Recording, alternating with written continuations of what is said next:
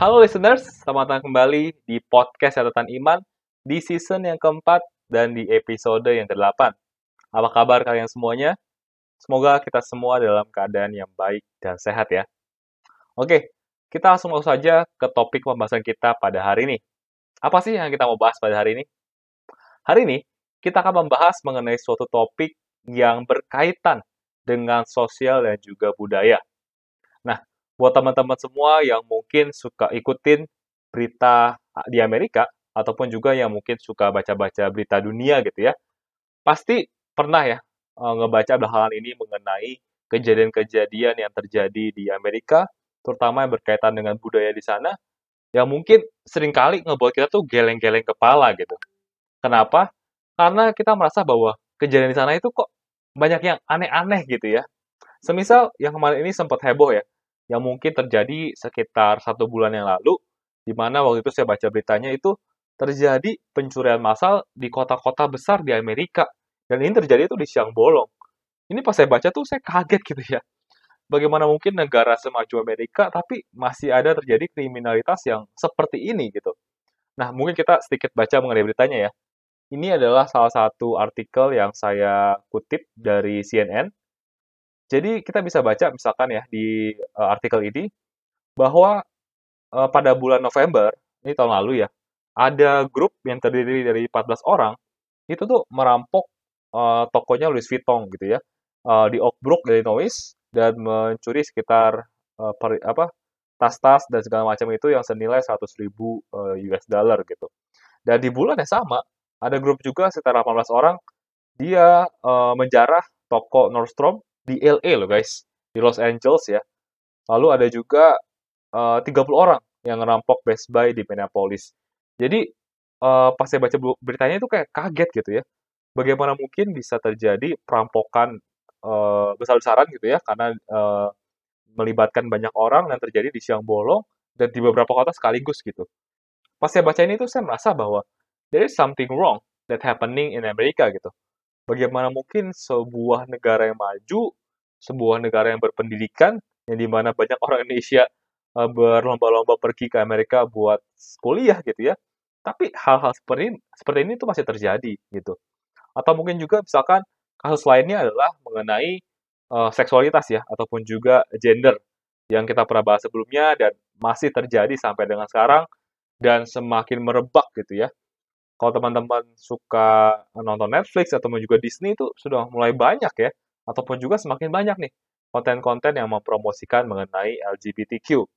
Di mana kalau di Indonesia ya, kita hanya mengenal gender itu terdiri dari pria dan wanita, tapi di Amerika itu sudah mengenal banyak sekali gender identity.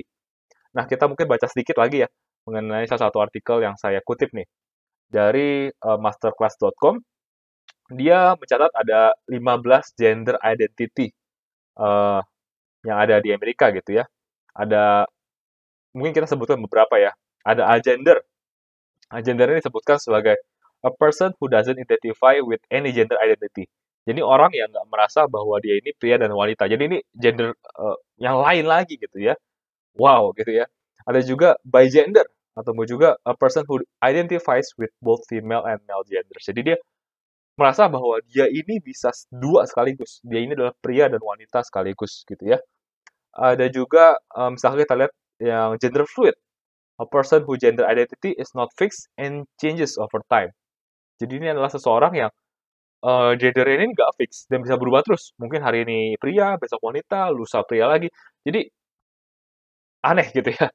Jadi ini adalah beberapa gender identity yang ada di Amerika. Which is ini hanya salah satu artikel ya. Saya pernah baca lagi artikel yang lain itu menyebutkan ada sekitar 26 atau 27 gender identity. Jadi kayak wow, ini lagi booming dan bermacam-macam sekali gitu ya di sana gitu. Ataupun semisal kalau kita tarik lebih mundur lagi ya, kalau teman-teman itu ngikutin mengenai pemilihan presiden di US kemarin antara Joe Biden dan juga Donald Trump, itu kan juga rusuh banget kan pada saat apa pencalonannya dan juga sampai sampai pelantikannya itu terjadi demo di mana-mana, ada bakar-bakaran dan segala macam hal yang riot gitu. Dan di sini tuh saya semakin bertanya-tanya bahwa apa sih yang terjadi di Amerika gitu? Kok bisa sebuah negara maju yang berpendidikan menjadi seperti ini gitu?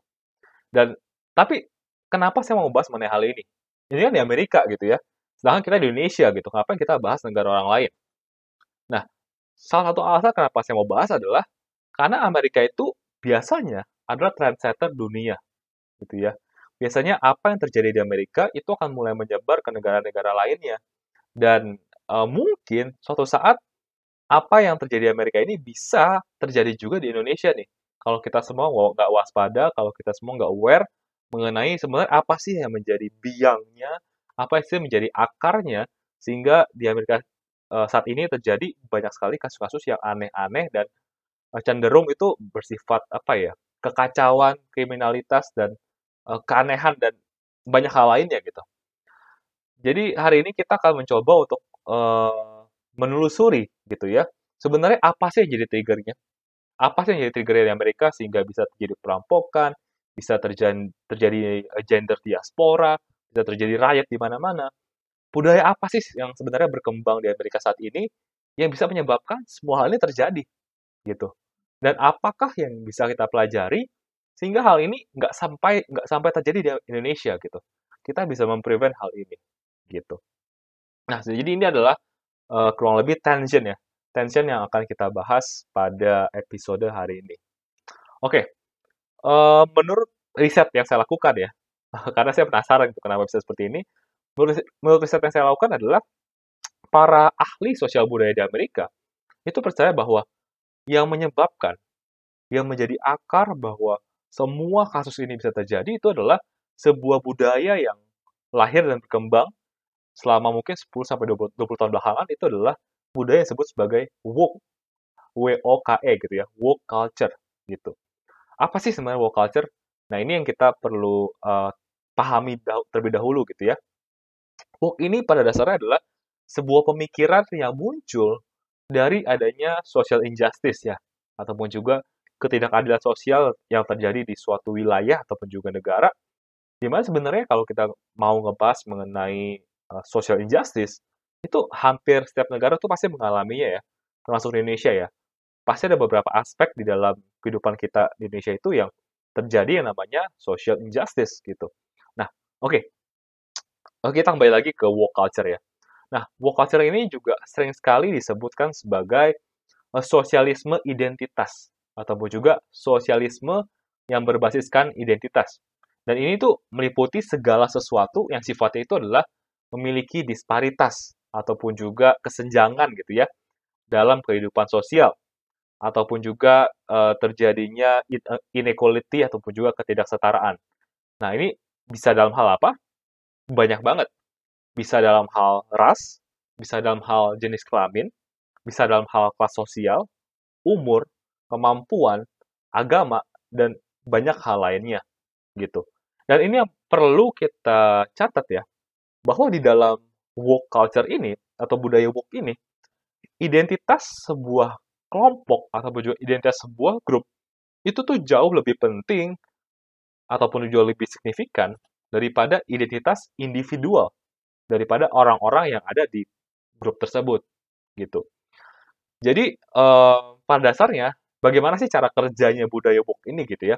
Nah, cara kerjanya adalah pertama-tama budaya ini akan mencoba untuk mencap ataupun juga menganggap sebuah grup itu sebagai grup yang lebih kuat ataupun juga grup yang bisa dibilang secara sejarah itu memiliki yang namanya cultural hegemony gitu ya ataupun juga di masa lalu kelompok ini tuh mendominasi memiliki privilege yang nggak dimiliki oleh grup-grup lainnya. Dan biasanya grup ini akan dicap atau juga diklaim sebagai grup yang oppressor ataupun juga grup penekan gitu. Nah, jadi apakah grup penekan ini, saya ulangi sekali lagi, ini adalah grup yang secara historis itu memiliki posisi yang baik, yang menguntungkan, dan dianggap sebagai bertanggung jawab terhadap sistem yang tidak adil yang terjadi pada hari ini gitu. Nah, apa aja kah contoh grup ini di Amerika gitu ya? Nah, kalau di Amerika itu ada contohnya grup-grup yang dianggap sebagai grup penekan ataupun juga grup opresor ini adalah grupnya orang Kristen, grupnya orang kaya, grupnya orang yang berumur, grup orang berkulit putih, grup orang heteroseksual. Nah, mereka-mereka ini adalah grup yang dicap sebagai grup opresor ataupun juga penekan. Nah, di sisi lain, ada sebuah kelompok yang biasanya berlawanan ya dengan grup opresor yang dicap sebagai grup yang ditekan ataupun juga kelompok ataupun juga grup korban gitu ya. Contohnya apa aja? Ada semisal adalah kelompok orang muda, kelompok orang miskin, kelompok orang berkulit hitam, kelompok perempuan, kelompok LGBTQ. Nah, ini semua biasanya masuk dalam kelompok korban. Jadi di dalam woke culture ini dipisahkan nih jadi dua kelompok.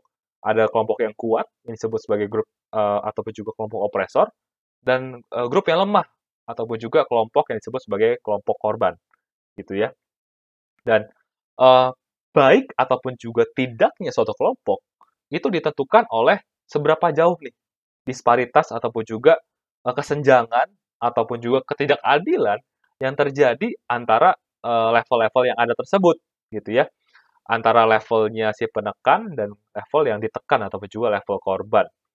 Nah, biasanya stigmanya di dalam budaya woke ini adalah umumnya grup korban ataupun juga kelompok yang ditekan ini akan dianggap bahwa mereka ini kelompok yang tidak bersalah gitu ya, ataupun juga bahkan dianggap sebagai kelompok yang tidak mampu untuk melakukan yang salah ataupun juga melakukan kesalahan. Di sisi lain, grup penekan ataupun juga grup opresor ini apapun yang dilakukan itu sudah dicap salah gitu ya. Jadi stigmanya di dalam woke culture itu adalah seperti ini gitu. Dan satu hal yang menjadi poin yang kita perlu ingat yang tadi sempat kita bahas adalah bahwa status moral individu itu ditentukan oleh kelompoknya, bukan individunya. Saya ulangi lagi ya. Jadi status moral seorang individu itu ditentukan oleh kelompoknya, bukan individu orang tersebut. Jadi semisal nih contoh ya, ada seorang individu yang dia miskin gitu ya misalkan. Nah, tapi dia miskin sebenarnya bukan karena dia ditekan. Dia miskin karena dia malas gitu ya. Jadi kita tahu bahwa sebenarnya dia menjadi miskin ataupun juga masuk dalam kelompok miskin karena kelakuannya, bukan karena ditekan. Tapi karena dia masuk dalam kelompok orang miskin, yang which is stigmanya adalah kelompok yang selalu ditekan oleh orang kaya, maka dia secara moral tidak bersalah gitu. Nah, ini adalah yang menjadi cara mainnya ataupun juga apa ya, bagaimana status moral itu dilihat dalam budaya woke ataupun juga woke culture-nya ini. Makanya tadi kita lihat bahwa terjadi riot, terjadi pencurian, penjarahan, dan ini nggak terjadi di satu tempat ya, di beberapa tempat sekaligus, dan kita melihat bahwa seakan-akan ada pembiaran gitu ya, tanda kutip di sini. Karena kenapa? Karena banyak orang yang merasa bahwa itu tuh wajar. Hal itu tuh wajar dilakukan karena grup yang melakukan itu adalah grup korban ataupun juga kelompok yang biasanya ditekan, yaitu umumnya dilakukan oleh kelompoknya orang miskin dan juga kelompoknya orang hitam gitu. Yang selama ini dianggap sebagai korban dari tekanan yang dilakukan oleh kelompok yang kuat ataupun juga yang opresor. Seperti misalkan kelompoknya orang putih ataupun juga kelompoknya orang kaya. Sehingga kalau mereka melakukan kriminalitas seperti itu, seakan-akan mereka ini diwajarkan ya, tanda kutip gitu. Inilah sebenarnya yang menjadi apa ya? Menurut saya salah satu concern daripada woke culture ini. Yang sebenarnya mungkin pada dasarnya motivasinya itu baik gitu ya. Bagaimana melalui budaya woke ini mereka mau menghilangkan kesenjangan yang ada. Tapi implikasinya apa? Implikasinya adalah seperti yang tadi kita bahas, bahwa seakan-akan kejahatan yang dilakukan oleh grup korban ataupun juga grup yang ditekan, itu tuh seakan-akan bisa dimaklumi dan dianggap wajar. Tapi kalau itu dilakukan oleh grup yang sebaliknya, kejahatan yang sama dilakukan oleh grup penekan, itu efeknya akan menjadi berlipat-lipat ganda. Nah, sampai di sini ya, menurut kalian setelah kalian tahu nih ya sedikit mengenai woke culture, apakah menurut teman-teman ini yang namanya keadilan? Nah, silakan tuliskan pendapat kalian di kolom komentar ya. Oke, lanjut lagi ya. Jadi, kalau menurut saya sendiri, yang membuat woke culture itu menjadi suatu budaya yang mengacaukan sekali ya, terutama di Amerika, itu adalah karena moralitas seseorang itu ditentukan oleh kelompoknya, oleh grup di mana dia berada, bukan individu orang tersebut. Jadi gini, mari kita berikan contoh gitu ya. Semisal saya adalah orang Amerika yang berkulit putih, dan saya nggak rasis gitu ya. Tapi karena saya masuk dalam kelompok orang kulit putih, maka otomatis saya secara moralitas akan dicap sebagai rasis gitu. Jadi saya dicap rasis itu bukan karena tindakan saya, tapi karena grup di mana saya dikelompokkan gitu. Dan sebaliknya, misalkan saya adalah orang kulit hitam di Amerika gitu. Nah, karena kelompok di mana saya itu dikelompokkan adalah kelompok yang dicap sebagai kelompok ditekan ataupun juga kelompok korban, maka saya dicap sebagai orang yang tidak mungkin rasis. Karena saya adalah kelompok korban. Bagaimana mungkin kelompok korban rasis? Padahal mungkin saja secara individu saya rasis. Tapi karena kelompok saya dicap tidak mungkin rasis, maka saya tidak rasis. Jadi kita melihat bahwa ada ketidakseimbangan justru kan. Bahwa moralitas itu tidak lagi ditentukan oleh individu, tapi melalui kelompoknya. Dan ini yang sebenarnya menurut saya menjadi bermasalah gitu. Nah, parahnya adalah gini, semakin banyak kelas penekan yang kamu miliki gitu ya. Jadi secara nggak langsung semakin banyak kelas di mana kita dikelompokkan. Contoh nih ya, semisal saya adalah orang Amerika yang berkulit putih, kaya, dan juga Kristen. Nah itu kan tiga-tiga kelompok yang dicap sebagai oppressor kan. Maka level penekan saya itu berlipat ganda gitu. Dan apabila saya di Amerika, dan apabila saya adalah public figure, itu saya diharapkan untuk nggak usah banyak komentar gitu.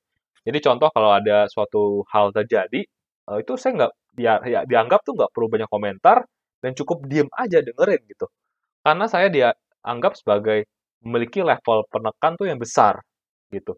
Dan kalau saya berani untuk berkomentar dan saya salah sedikit aja, maka orang-orang di sana akan siap untuk meng-cancel saya.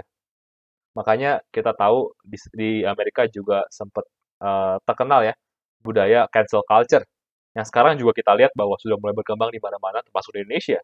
Di mana apabila misal ada satu orang artis gitu ya yang dalam tweetnya misalkan agak sedikit aja berbicara mengenai sesuatu yang menyinggung kaum LGBTQ dan itu dilakukan oleh misalkan orang kulit putih dan juga Kristen, wah itu akan di-cancel gitu.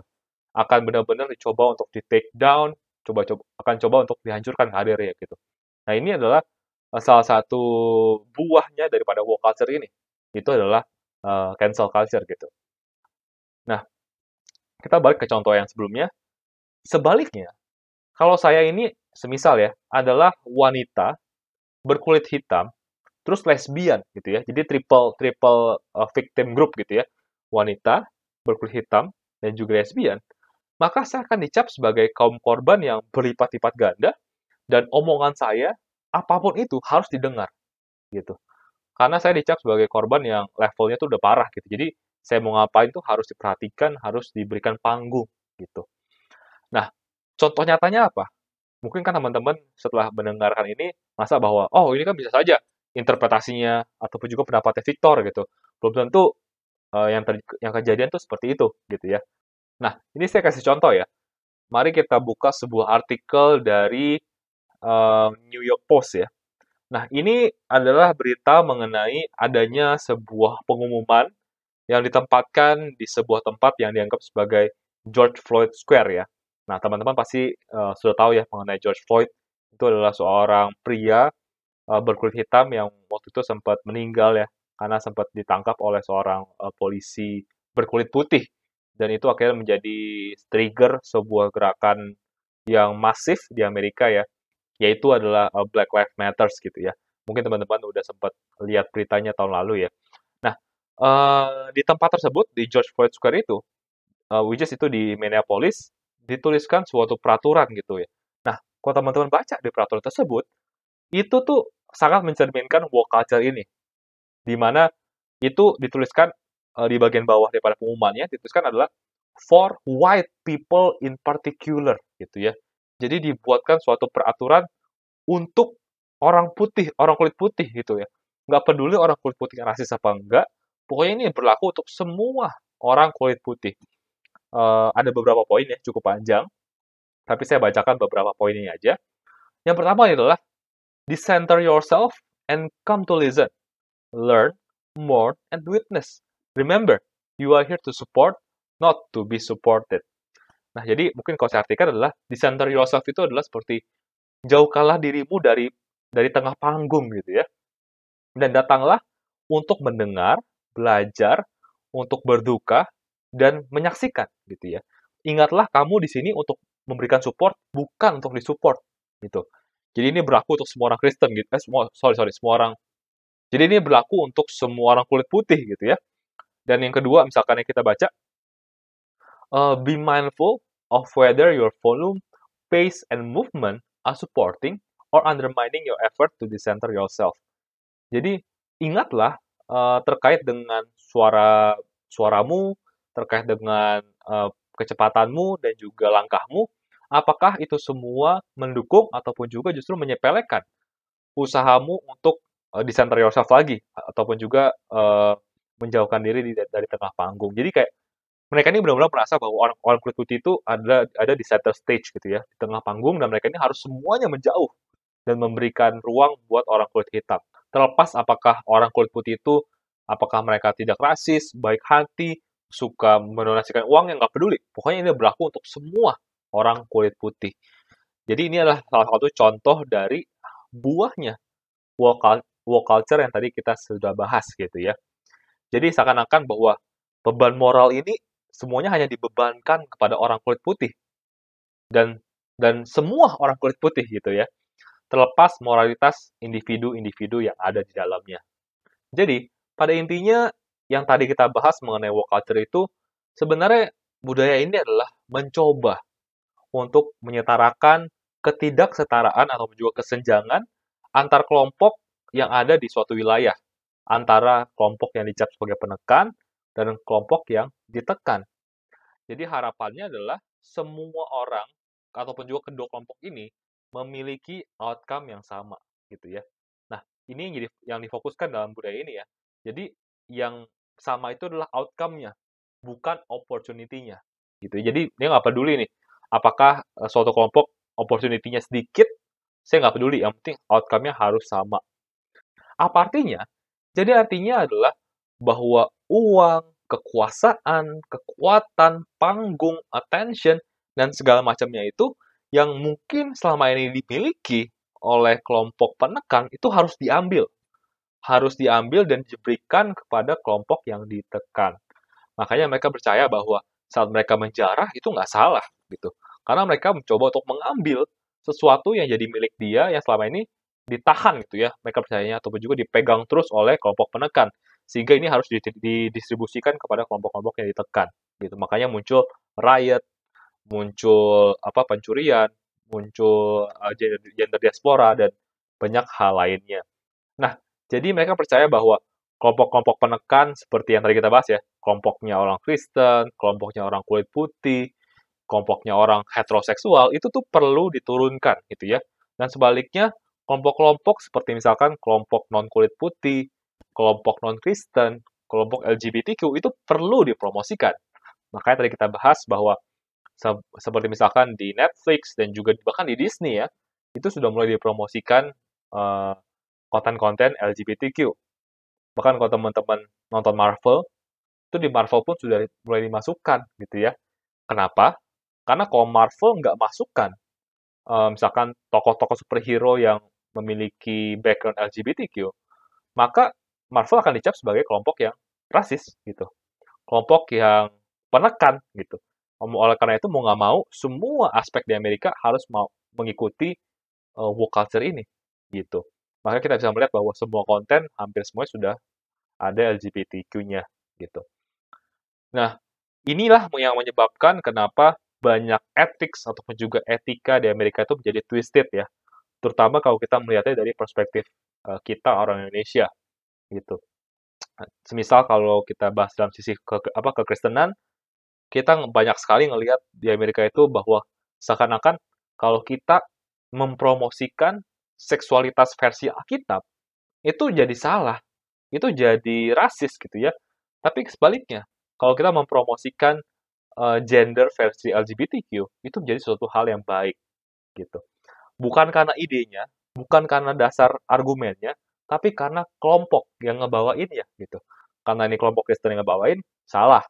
Mau apapun buktinya, argumennya salah. Dan sebaliknya, eh, kalau ide itu dibawa oleh kelompok LGBTQ, mau seberapa misalkan buruk ide tersebut, tapi karena dibawakan oleh LGBTQ, maka harus dipromosikan gitu.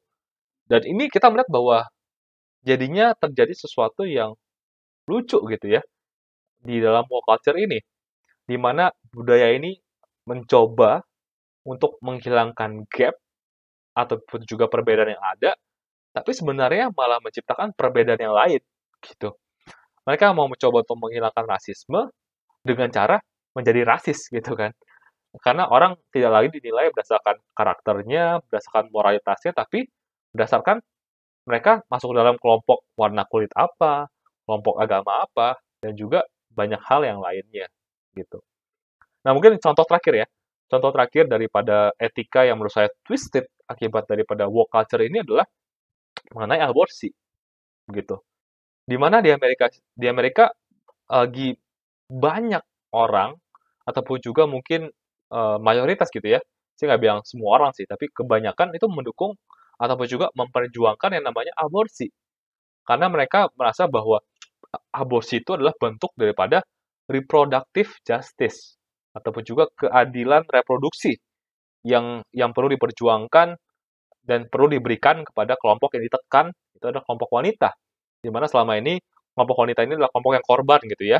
Misalkan dihamili oleh pria dan harus mau nggak mau punya anak. Jadi selama ini dianggap kelompok wanita ini adalah kelompok korban, sehingga harus diperjuangkan haknya melalui apa?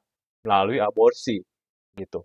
Tapi kalau kita lihat lebih dalam, oke lah, mungkin mereka melihat bahwa ini kita memperjuangkan keadilan si ibu.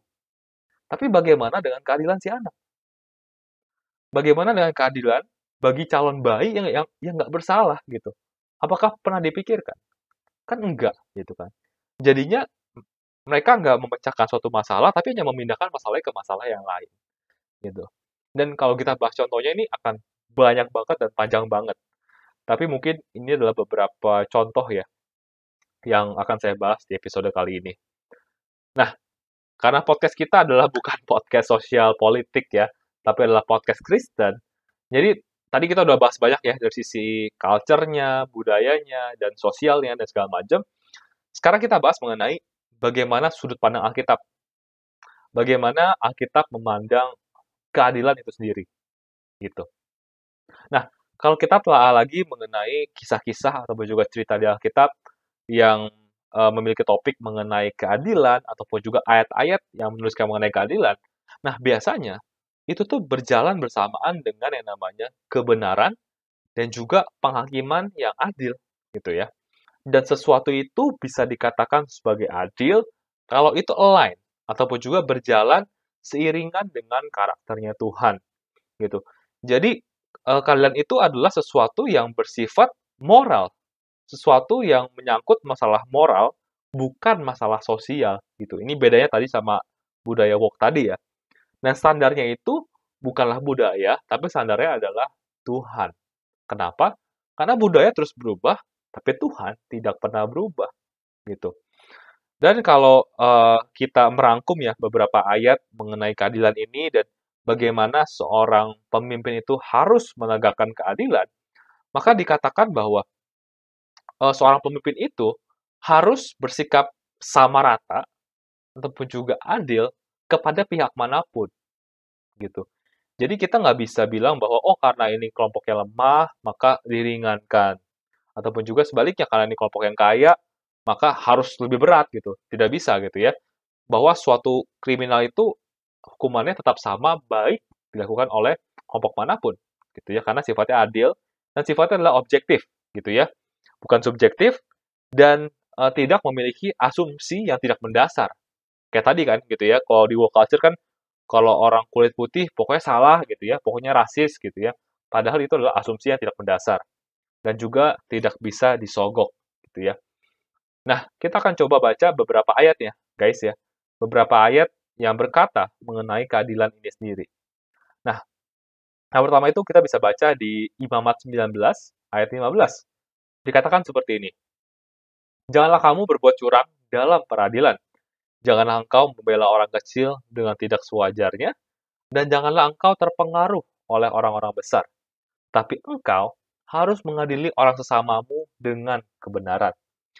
Ini kayak pas saya baca ayat ini tuh kayak menjawab banget mengenai masalah yang dialami oleh woke culture gitu ya.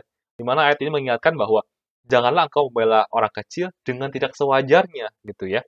Jangan seakan-akan karena dia orang kecil, maka kalau dia melakukan kesalahan, oh itu wajar lah ya. Karena orang kecil, dia mencuri, berarti wajar. Tuh. Nggak boleh seperti itu. Tapi sebaliknya, kita juga nggak boleh terpengaruh karena orang-orang besar. Jangan karena dia punya posisi, dia orang kaya, akhirnya kita juga meringankan hukumannya dia. Jangan seperti itu juga. Tapi kita harus mengadili semua orang itu dengan kebenaran. Jadi patokannya adalah kebenaran. Patokannya adalah Tuhan gitu ya. Bukan kepada kelompok-kelompok tertentu. Ataupun juga kita bisa baca di 1 Samuel 16 ayat 6 sampai 7. Dikatakan seperti ini. Ketika mereka itu masuk dan Samuel melihat Eliab, lalu pikirnya, sungguh di hadapan Tuhan sekarang berdiri yang diurapinya. Tetapi berfirmanlah Tuhan kepada Samuel, janganlah pandang parasnya atau perawakan yang tinggi, sebab aku telah menolaknya. Bukan yang dilihat manusia yang dilihat Allah. Manusia melihat apa yang di depan mata, tetapi Tuhan melihat hati. Nah, melalui ayat ini Tuhan udah ngingetin kita lagi bahwa janganlah kita menilai, mengadili seseorang itu berdasarkan apa yang terlihat di luar, gitu ya. Jangan karena dia kulitnya warnanya apa, agamanya apa, sukunya apa, itu yang dilihat itu jangan, kita gitu. Tapi kita lihat hatinya, kita lihat motivasinya, itu yang penting sebenarnya. Dan kalau kita baca lagi gitu ya di dalam Alkitab, dan kalau teman-teman suka baca Alkitab ya, teman-teman saya akan menyadari bahwa Alkitab itu banyak sekali menaruh perhatian kepada kelompok-kelompok yang lemah sebenarnya. Benar ya? Apalagi kalau teman-teman baca mengenai kitab Injil ya, mengenai kisah kehidupan Yesus, di mana seringkali bahwa kelompok-kelompok penekan seperti ahli Farisi itu malah seringkali Yesus keras sama mereka gitu ya. Tapi sebaliknya kelompok-kelompok yang lemah, Yesus itu sangat memberikan belas kasihan gitu ya. Kita melihat bahwa Alkitab itu sangat-sangat menaruh perhatian kepada orang yang lemah, orang yang sakit, orang yang miskin, janda, yatim piatu. Tetapi di saat yang bersamaan, kita juga melihat bahwa Alkitab sama sekali nggak memberikan excuse ataupun juga alasan bagi orang-orang yang dalam kelompok lemah tersebut untuk boleh melakukan yang namanya kejahatan. Ataupun juga seakan-akan kelompok yang lemah ini punya standar yang berbeda gitu ya, yang dipakai dibandingkan dengan kelompok-kelompok yang lainnya. Dan juga kita perlu ingat bahwa di dalam Tuhan itu sebenarnya nggak ada lagi nama perbedaan. Gitu. This is the wonderful thing about Jesus. This is the wonderful thing about being a Christian gitu ya. Bahwa di dalam agama Kristen, terlepas apapun perbedaan background, culture yang kita miliki, saat kita menjadi seorang Kristen, kita telah lahir baru dan nggak ada lagi tuh namanya perbedaan sebenarnya. Nah, ini kita bisa baca di, misalkan ya, Kolose 3 ayat 11, di mana dikatakan seperti ini. Dalam hal ini, tiada lagi orang Yunani atau orang Yahudi, orang bersunat atau orang tak bersunat, orang barbar atau orang skit, budak atau orang merdeka, tetapi Kristus adalah semua dan di dalam segala sesuatu. Jadi nggak peduli lagi kelompok-kelompoknya, karena kita semua sudah ada bersatu di dalam Kristus. Dan juga ada juga di Galatia 3 ayat 28, dalam hal ini tidak ada orang Yahudi atau orang Yunani, tidak ada hamba atau orang merdeka, tidak ada laki-laki atau perempuan, karena kamu semua adalah satu di dalam Kristus Yesus. Jadi this is the beautiful thing about being a Christian gitu ya. Jadi kita semua tuh satu, kita semua tuh udah nggak ada lagi perbedaan. Jadi seakan-akan melalui dua ayat ini tuh Alkitab ataupun juga Tuhan mau ngomong sama kita bahwa seakan-akan tuh Tuhan tuh buta gitu ya, tanda kutip ya. Seakan-akan tuh Tuhan buta, tanda kutip, akan yang namanya umur, akan yang namanya etnis, akan yang namanya gender, akan yang namanya ras, dan segala macamnya. Hal-hal yang mungkin sering manusia gunakan untuk membeda-bedakan ataupun juga mengelompok-kelompokkan. Tapi, Tuhan tuh melihat kita semua sama dalam status kita sebagai manusia. As simple as that. Dan menurut saya ini adalah kuncinya. Kuncinya adalah bagaimana kita semua nggak melihat seseorang itu berdasarkan apa warna kulit mereka, apa agamanya, apa rasnya. No, tapi kita coba melihat dari perspektif Tuhan melihat. Bahwa kita melihat semua orang itu ya sebagai manusia. Dan kalau kita berhasil melakukan hal itu, maka kita melihat bahwa semuanya kita tuh sama sebenarnya gitu ya. Jadi nggak ada yang perlu diperlakukan khusus gitu. Nah jadi mengetahui ini semua, kita akhirnya melihat ya bahwa ada kontras ataupun juga ada sesuatu yang amat berlawanan secara value antara woke culture ataupun juga budaya woke ini dengan prinsip-prinsip kekristenan gitu. Betul bahwa kita harus terus memperjuangkan yang namanya keadilan. Namun, keadilan yang perlu kita perjuangkan adalah keadilan versinya Alkitab ataupun juga keadilan yang Tuhan ajarkan. Karena apa? Karena ini berpusat pada karakternya, berpusat pada karakter Tuhan yang tidak pernah berubah gitu ya, bukan berbasiskan pada suatu culture, suatu kehidupan sosial yang bisa berubah-berubah suatu waktu, dan bukan pada pikiran manusia. Karena kita sebagai manusia jauh dari sempurna dan sangat mungkin untuk salah gitu ya. Dan melalui hal-hal yang kita bahas pada hari ini mengenai budaya woke, implikasinya itu seperti apa, dampaknya seperti apa, dan bagaimana prinsip kekristenan yang benar, hopefully ini bisa membantu kita semua orang Kristen supaya dalam kehidupan kita bersosial, berbudaya dengan orang lain, janganlah kita mengandalkan diri kita sendiri. Janganlah kita menggunakan versi kebenaran, versinya Victor gitu ya, versinya manusia, tapi kita mengandalkan kebenaran, keadilan versinya Tuhan. Dan harapannya adalah, kalau kita semua berhasil untuk melakukan hal ini, maka hal yang terjadi di Amerika saat ini tidak akan terjadi di Indonesia. Itulah yang amat sangat saya harapkan gitu ya. Karena negara kita itu sudah cukup terkenal ya, dengan sebagai negara yang mudah terprovokasi, negara yang kalau ada suatu topik yang sensitif itu mudah terpecah belah ya. Contohnya semisal setiap pemilu gitu ya, itu pasti muncul disparitas, muncul kelompok-kelompok gitu ya yang terpecah-pecah oleh karena ya politik yang tidak baik gitu ya. Oleh karena itu janganlah kita menambahkan hal itu semua dengan kita mengadopsi budaya woke ini yang sedang berkembang di Amerika. So itu aja sih guys yang mau saya bahas hari ini. Semoga apa yang saya bahas ini bisa memberkati kita semua, menambah apa ya, menambah pengetahuan kita pertama akan keadilan versi Tuhan dan betapa pentingnya untuk kita mengandalkan Tuhan ya dalam kita mengambil keputusan, terutama keputusan-keputusan yang menyangkut kehidupan orang banyak. Sehingga setiap keputusan yang kita ambil itu adalah keputusan yang benar dan juga adil. Dan bagaimana kita juga mengerti ya mengenai trigger ataupun juga akar dari banyaknya kekacauan ya yang kita lihat tadi, yang kita bahas bersama-sama di Amerika. Nah, buat teman-teman semua yang mungkin punya ide-ide menarik ataupun juga topik-topik yang bisa saya bahas di kedepannya, bisa langsung aja direct message saya di Instagram saya di Victor Aditya ataupun juga di @prisaiman.id. So, kita akan ketemu lagi di minggu depan dengan topik-topik yang akan menarik. So, thank you guys for listening. See you and God bless.